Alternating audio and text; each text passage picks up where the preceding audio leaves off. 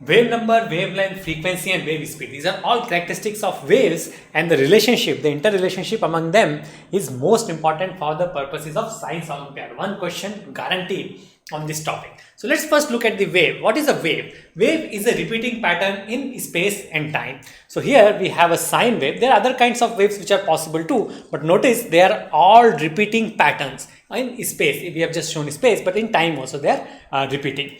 So here let's take an example of sine wave. Whatever we discuss for sine wave will also be equally applicable to other kinds of waves, other kinds of repeating patterns.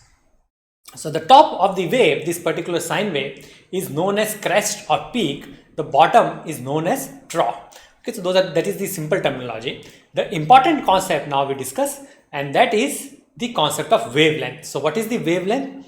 The distance between the two peaks, or the distance between the two troughs, or the distance between any 2 points which encompass a complete pattern of the wave is known as wavelength. Wavelength is denoted by the Greek letter lambda, and its unit is actually the unit of length, right? We can clearly see that.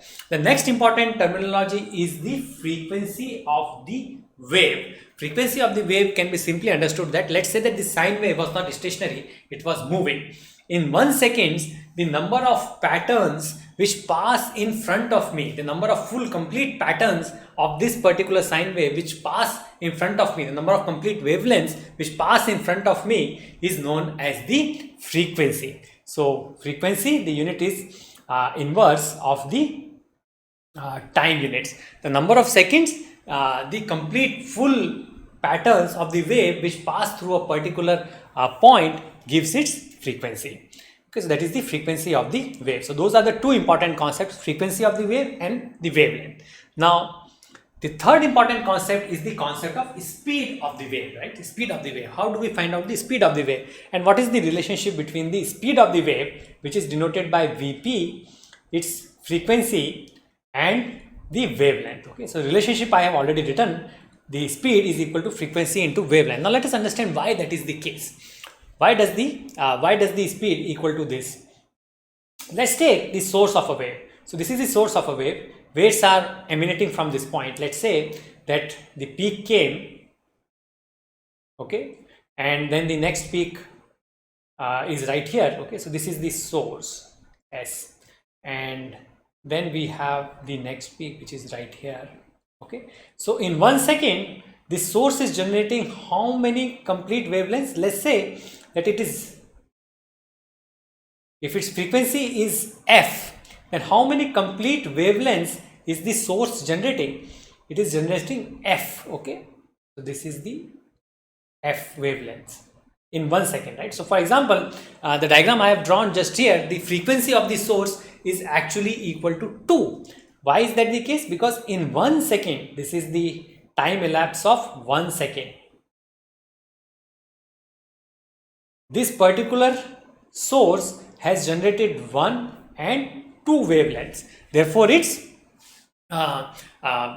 frequency is actually 2. Because its frequency is 2, it was able to generate these 2 complete wavelengths. Okay, in general, if the frequency of the source is equal to f, then it would generate how many wavelengths of waves in 1 second? It would be able to generate f into lambda wavelengths, right? Because that is the total distance of waves which it would be able to generate in 1 second. Or in other words, because speed is equal to distance upon time, therefore our speed came out to be, this is the distance of the wave being generated in 1 second, therefore speed is equal to distance upon time, right? The previous wave would have to, in the previous second, whatever was generated would have to move this much distance so that this second's wave could be generated. Okay, in 1 second, f lambda amount of wave, f lambda distance of wave is being generated, so the previous one would have to be moved, right? So every second the wave should move forward f lambda distance so that the source can generate f lambda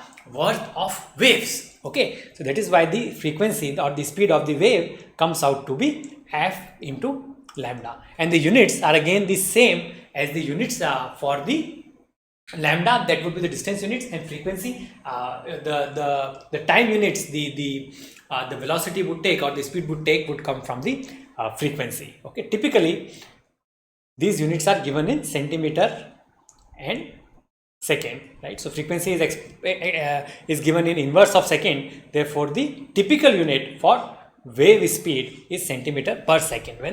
Because the wavelength is expressed in centimeter, the frequency is expressed in inverse of the second. Okay, so that is the concept that we have to remember. That is the single formula, most important formula that you really have to remember. Okay. Now, based on this formula, let us solve a question. Once we solve the question, we have understood everything. Excuse me. So we have a dipper. So there is something which is being dipped in the water, and it vibrates at a frequency of 4 hertz. So 4 hertz it is vibrating, and resulting wave pattern is photographed, and we have photographed this wave which is being generated. Okay, and this particular wave which is being generated, the distance between the two crests is 20 centimeter. Now this is the first crest, and this is how what amount of wavelengths have elapsed between here and here. It is 1 wave, 2 wavelength, 3 wavelength, 4 wavelength, and 5 full wavelengths have elapsed, which means that if this entire distance was 20 centimeter, my lambda comes out to be what? 20 divided by 5, or this comes out to be 4 centimeter. That is my lambda. And what about the frequency? It is 4 hertz. We know that the speed is equal to f into lambda. So this is equal to 4 into 4, 16 centimeter per second. So that is the speed of my wave. Okay, so you don't really have to solve it using this formula. You can solve it just by looking at the diagram itself.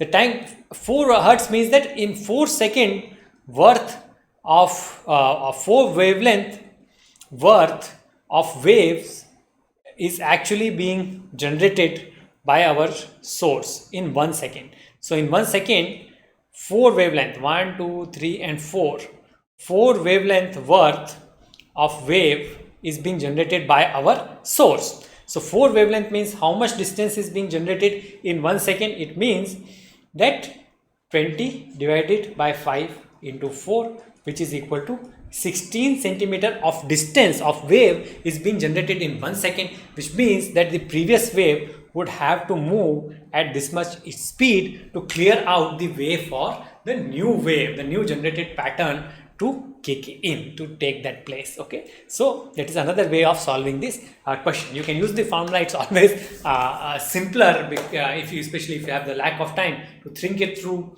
Sometimes may take longer amount of time, but anyhow, these kinds of questions, practice many of them. They are given on doorsteptutor.com. We have given many such questions complete with explanations. So practice all of those, and guaranteed you will succeed in your NSO exam.